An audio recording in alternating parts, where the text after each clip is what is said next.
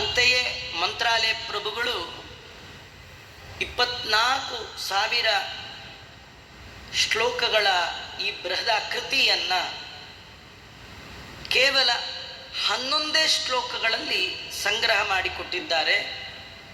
ಅದನ್ನು ರಾಮಚಾರಿತ್ರ ಮಂಜರಿ ಅಂತ ಕರೀತಾ ಇದ್ದಾರೆ.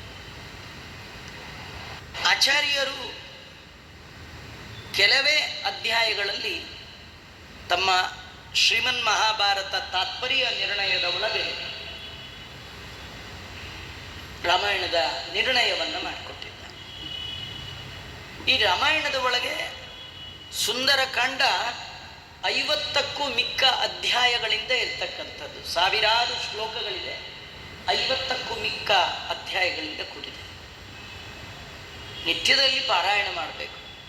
2 ಸುಂದರಕಾಂಡ ರಾಮಾಯಣ ಪಾರಾಯಣ ಮಾಡೋದ್ರಿಂದ 2 ಫಲಗಳನ್ನು ನಾವು ಪಡಿಬೋದು.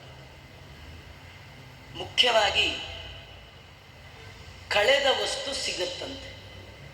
ಏನಾರು ಕಳ್ಕೊಂಡಿದ್ರೆ ಅದನ್ನು ಮರಳಿ ಪಡಿಬೇಕಿದ್ರೆ ಸುಂದರಕಾಂಡ ಪಾರಾಯಣ ಮಾಡಬೇಕು.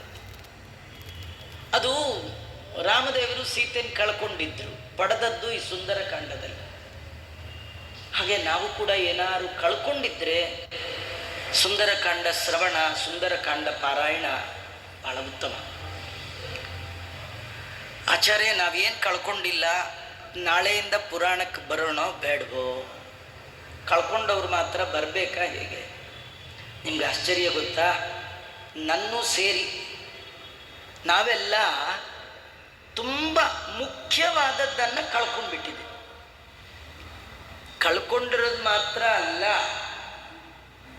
ಕಳ್ಕೊಂಡದ್ದರ ಎಚ್ಚರಿಕೆ ಕೂಡ ಇಲ್ಲ. ಕಳ್ಕೊಂಡಿದೆ ಅನ್ನೋದು ಗೊತ್ತಿಲ್ಲ.